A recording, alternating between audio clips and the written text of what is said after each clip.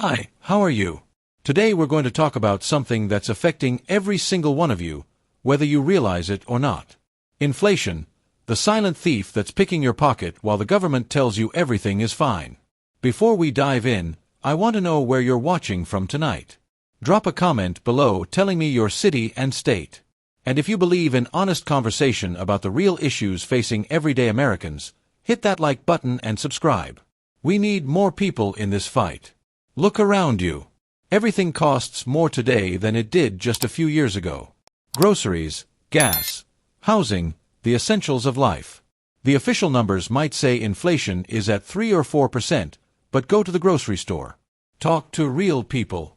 The actual inflation rate in items that matter, food, energy, housing, is far higher than what they're telling you. And here's the critical point. This isn't happening by accident. It's not a natural disaster or an act of God. Inflation is a policy choice. When the government prints trillions of dollars out of thin air and pumps it into the economy, your money becomes worth less. That's not a conspiracy theory, it's basic economics. What makes inflation particularly insidious is that it doesn't affect everyone equally. The people who get the new money first, big banks, corporations with connections to Washington, the already wealthy, they benefit. By the time that money trickles down to you, the regular American, it's already lost much of its value. This is why the gap between the rich and everyone else keeps growing wider. Throughout history, civilizations have faced this same pattern. When governments debase their currency, societies begin to unravel. The Roman Empire collapsed not just from barbarian invasions but from within, when they started mixing cheaper metals into their gold and silver coins. They thought no one would notice. People always notice. Look at Weimar Germany in the 1920s. Hyperinflation destroyed the middle class virtually overnight. People needed wheelbarrows full of cash just to buy bread. Life savings became worthless. And what followed? Extremism, desperation, and eventually tyranny. Venezuela was once the wealthiest country in South America. Now people are digging through trash for food. What happened? Their government spent recklessly, printed money to cover debts, and insisted everything was fine right up until the collapse. Zimbabwe, Argentina, Lebanon. The pattern repeats itself over and over. But our leaders seem to think America is somehow immune to basic economic laws, that we can print infinite money without consequences. Yet Washington keeps spending like there's no tomorrow. Congress passes trillion-dollar bills they don't even read. The Federal Reserve creates money out of thin air with a few keystrokes. And they tell you with a straight face that this isn't going to affect your purchasing power. Remember, every dollar created from nothing doesn't create new wealth. It only dilutes the value of every dollar already in existence. And whose dollars are being diluted? Yours. Not theirs. Yours. Who suffers most from inflation? Not the political class. Not the coastal elites who make policy decisions. It's the middle class, working Americans, and the elderly living on fixed incomes who bear the brunt. Think about the retired schoolteacher who carefully saved for decades, doing everything right. Now her carefully planned retirement fund buys less every month. Or the young family trying to save for their first home, watching as house prices rise faster than they can possibly save. The factory worker whose raise is actually a pay cut once inflation is factored in. The single mother who suddenly can't afford to feed her kids the same meals as last year, even though she's working just as hard. These are the real victims of this hidden tax. When prices rise faster than wages, you're effectively getting poorer every day while working just as hard. And yet the people in charge, the ones creating this problem, have the audacity to lecture you about your carbon footprint or tell you to eat less meat or drive less.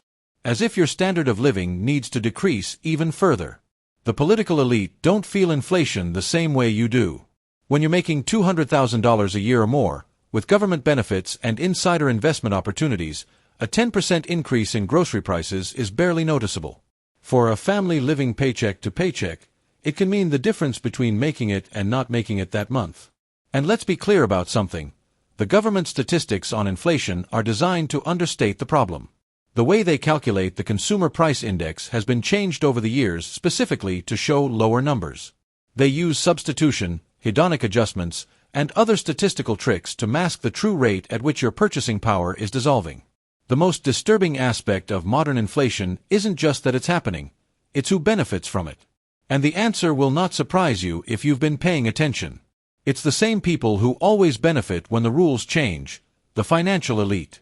When new money is created, it doesn't go to you first. It flows through the banking system, through government contractors, through those closest to the money spigot. By the time this newly created money reaches your pocket, if it ever does, prices have already risen.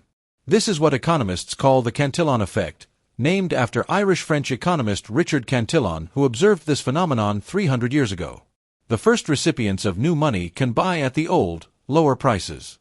The last recipients, everyday Americans, pay the new, higher prices.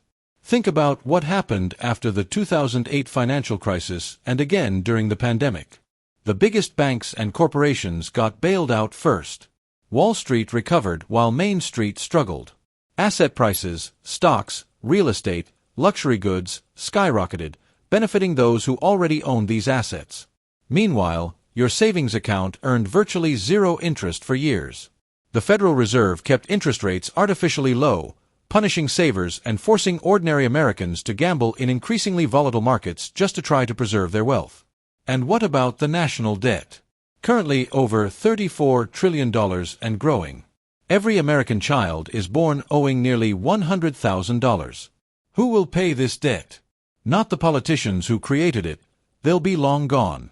It will be paid either through direct taxation of future generations or through the hidden tax of inflation as the government inevitably prints money to service unmanageable debt. There's another dimension to inflation that rarely gets discussed in mainstream media. Inflation is not just an economic phenomenon. It's a powerful tool for social engineering and the advancement of globalist agendas. When your dollars buy less, you become more dependent on government assistance. When your savings evaporate, you're less able to make independent choices. When housing becomes unaffordable, you're more likely to accept the "you'll own nothing and be happy" vision being promoted by organizations like the World Economic Forum. Inflation pushes people toward the very digital systems that increase surveillance and control. Can't afford cash transactions with their inflated prices? Here, try this convenient digital currency that tracks your every purchase. Can't afford a car with these fuel prices? Give up your mobility and use subsidized public transit instead. The same global institutions that champion open borders, climate alarmism, and the dismantling of traditional values are remarkably silent about the inflation that's crushing the middle class. That's not a coincidence. Consider how closely inflation aligns with other policies being pushed by international organizations and unelected bureaucrats. Energy inflation drives people toward expensive, green alternatives. Food inflation makes lab-grown meat and insect protein seem more viable. Housing inflation forces more people into dense urban environments where they're easier to monitor and control. This isn't paranoia, it's pattern recognition. When the same outcome keeps emerging from supposedly unrelated policies, you have to consider whether it's intentional. And the outcome here is clear: less independence, less freedom, and more control by distant authorities who don't answer to you. If inflation is so devastating to ordinary Americans, why isn't it the top story every night on the news? Why aren't there congressional hearings and special prosecutors investigating who's responsible for this theft of your purchasing power? The answer is simple but disturbing. The same people who benefit from inflation control the narrative about inflation. The corporate media, owned by massive conglomerates with deep ties to the financial system, has little interest in explaining how that system is rigged against you. Instead, they gaslight you. Inflation is transitory, they said in 2021. Remember that. Then it was, inflation is actually good for you. Then, inflation is Putin's fault, or due to corporate greed. The explanations keep changing, but they all have one thing in common: they deflect blame from the actual culprits, the Federal Reserve and government spending. When inflation numbers come in higher than expected, watch how financial channels report it. They don't discuss how it affects the single mom in Ohio. They discuss how it might influence the Federal Reserve's next interest rate decision and what that means for stock prices. Even more insidious is how the media creates distractions. While your standard of living erodes, they'll have you arguing about pronouns or some celebrity scandal. They'll amplify racial tensions or partisan squabbles, anything to keep you from noticing the largest transfer of wealth in history happening right under your nose. And when someone does point out what's really happening, They're quickly labeled a conspiracy theorist, an extremist, or a threat to democracy. The gatekeepers of acceptable opinion have a vested interest in making sure you never understand who's really picking your pocket. To understand today's monetary system, you need to understand its origins, something they deliberately don't teach in government schools. Let me take you back to a critical moment in American history that changes everything. Before 1913, America's monetary system was fundamentally different. The Federal Reserve didn't exist. The dollar was backed by gold, which meant the government couldn't create currency out of thin air. This put a natural check on government spending and debt. Then came the Federal Reserve Act, passed just before Christmas when many legislators had already gone home. This wasn't a government institution as many believe. It was and is a private banking cartel given extraordinary powers over our monetary system. A few decades later, during the Great Depression, Americans were forbidden from owning gold. Their gold was confiscated, and the dollar's convertibility to gold for American citizens was ended. By 1971, even the international gold standard was abandoned when President Nixon closed the gold window, ending the dollar's convertibility to gold for foreign governments. What followed? The greatest expansion of credit and currency creation in human history. Without the discipline of gold, there was no natural limit to how much money could be created. The national debt exploded, wages stagnated relative to productivity, and the gap between rich and poor widened to levels not seen since the 1920s. This wasn't a series of accidents or unfortunate events. It was a deliberate restructuring of our economic system to benefit those who understood what was happening, the financial and political elite. Today, your money is backed by nothing but government promises. The dollar is a fiat currency, which means it has value only because the government says it does. Throughout history, every fiat currency has eventually returned to its intrinsic value, zero. The only question is how long the confidence game can continue. One of the most destructive aspects of our current monetary policy is the war it wages on responsible behavior. Thrift, saving, and prudent financial planning, once considered virtues, are now effectively punished. When inflation runs higher than interest rates, which it has for years, saving money guarantees you'll get poorer. Your $10,000 in a savings account earning 1% while inflation runs at 4%, and that's the official understated number, means you're losing 3% of your purchasing power every year. What does this incentivize? Debt and speculation. Borrowing becomes more attractive than saving because you're paying back loans with devalued dollars. Gambling in increasingly risky investments becomes necessary just to preserve wealth, much less grow it. This creates a profoundly unhealthy economy and society. People who would naturally be conservative with their finances are forced to become speculators. Those who can't or won't play this game, often the elderly or the working poor, watch their modest savings dissolve. The traditional path to middle-class security, work hard, save money, buy a home, build equity, is becoming impossible for many Americans. The first step, saving money, is a losing proposition.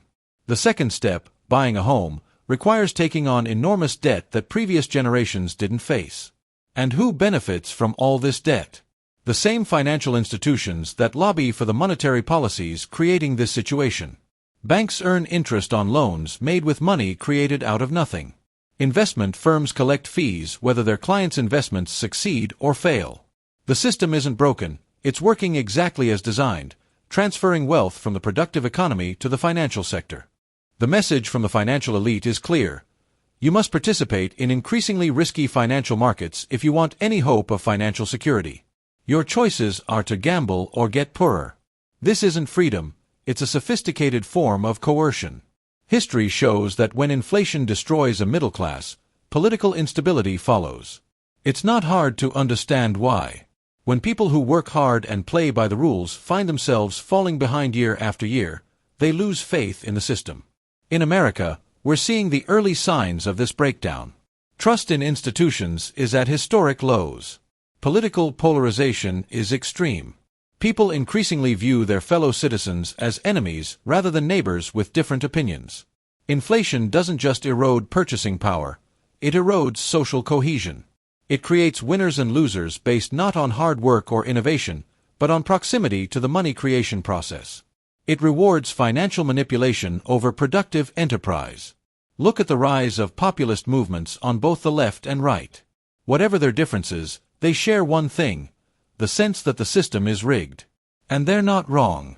When money itself is corrupted, everything priced in that money becomes distorted. Our leaders seem oblivious to these dangers, or perhaps they understand perfectly well and see advantages in keeping people desperate and divided. A public focused on daily survival and cultural conflicts is less likely to unite against the actual sources of their economic pain.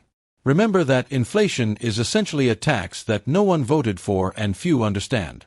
It allows government to spend without directly raising taxes. It creates the illusion of prosperity through rising asset prices while actually making most people poorer in real terms. As this hidden tax continues to burden everyday Americans, expect more extreme political movements, more social unrest, and more desperate attempts by those in power to maintain control through increasingly authoritarian measures. This is the inevitable trajectory when a society's monetary foundation is corrupted. You'll often hear politicians boast about economic growth and rising stock markets. They'll point to a rising GDP as proof that their policies are working. But these metrics hide a crucial truth. Much of what we call growth in our economy isn't growth at all, it's just inflation. Let me explain. If the economy grows 3% in a year, but inflation is also 3%, has there been any real growth? Of course not. The apparent growth is just an illusion created by measuring the economy in devalued dollars. This illusion serves those in power. It allows them to claim success while presiding over stagnation or even decline in living standards for most Americans. It lets them take credit for a rising stock market that's largely just reflecting the debasement of the currency it's priced in. Even more deceptive is how inflation distorts business and investment decisions. Companies appear more profitable than they truly are. Asset prices rise not because the underlying assets are more valuable in real terms, but because the measuring stick, the dollar, is shrinking. This creates what economists call malinvestment, capital flowing to places it wouldn't go in a sound money system. Think of the tech bubble, the housing bubble, and whatever bubble we're in now. These aren't just normal market cycles. They're the result of distorted price signals caused by monetary manipulation. When money is created out of thin air and interest rates are artificially suppressed, the normal feedback mechanisms that regulate a healthy economy break down. Resources flow to those with political connections rather than to those creating real value. The result is an economy that appears to be growing on paper while delivering less and less real prosperity to most participants. We get more financialization, more monopolization, more wealth concentration, all while being told we've never had it so good. So what can you, the average American facing this rigged system, actually do? I'm not a financial advisor, but I can tell you what history suggests about protecting yourself from currency debasement. First, understand what's happening. That's why shows like this exist, to cut through the propaganda and give you the unvarnished truth. Knowledge is the first line of defense. Second, consider how inflation affects your personal situation. If you have significant debt with fixed interest rates, like a reasonable mortgage on a home you can afford, inflation actually works in your favor, as you'll repay that debt with cheaper dollars. If you're on a fixed income or rely heavily on cash savings, you're more vulnerable. Throughout history, people have preserved wealth during inflationary periods by owning tangible assets, things that can't be printed. Real estate in desirable locations. Productive farmland. Businesses that provide essential goods and services. Commodities with intrinsic value. Diversification is key. The goal isn't to speculate or get rich quick, but to preserve purchasing power while the currency deteriorates. This means thinking differently about saving, holding some cash for emergencies, but not relying on currency as a long-term store of value. Community resilience also matters. Strong local economies and relationships can provide buffers against economic turmoil. Skills that produce real value, growing food, building, repairing, teaching, retain their worth regardless of what happens to the dollar. On a larger scale, the solution is a return to sound money that can't be created at will by governments and central banks. Throughout American history, the debate about what constitutes money has been central to our politics. It's time to revive that debate. Several states have already passed laws recognizing gold and silver as legal tender and eliminating taxes on them. Others are establishing bullion depositories. These are small but significant steps toward monetary alternatives. Finally, we need to recognize that inflation isn't just an economic problem, it's a moral one. It represents a profound breach of trust between government and citizens. It undermines the social contract.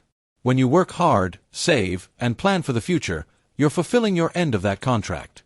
You expect, at minimum, that the money you earn will maintain its value, that the rules won't change to punish your responsible behavior. Inflation violates that expectation. It's a form of theft, taking purchasing power from those who earned it and transferring it to those who didn't. It rewards debtors and punishes savers. It favors speculation over production. It enriches those closest to the money creation process at the expense of everyone else.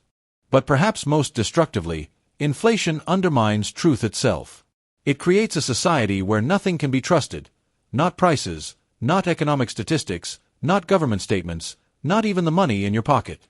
This corruption of truth ripples through all aspects of society. Is it any wonder that we see declining trust in institutions, in media, in expertise? When the most fundamental tool of economic measurement, money itself, has been corrupted, everything measured by that tool becomes suspect. The fight against inflation is ultimately a fight for honesty and transparency in our economic system. It's a fight for a level playing field where success comes from creating value, not from financial manipulation or political connections. This is why I say inflation is theft in disguise. It takes what you've earned without your consent and without most people even realizing it's happening. It allows politicians to spend without taxing and to borrow without restraint, passing the costs to future generations. America was founded on principles of liberty, property rights, and honest money. Our Constitution specifically mentions gold and silver coin as money, not paper tickets with ink on them. Returning to those principles isn't just economically sound, it's morally necessary. So as we close tonight, remember, what's happening to your money isn't natural or inevitable. It's the result of specific policies and institutions that can be changed. The first step is seeing through the lies. The next is demanding better. Our future as a free and prosperous nation depends on it. Thank you for watching.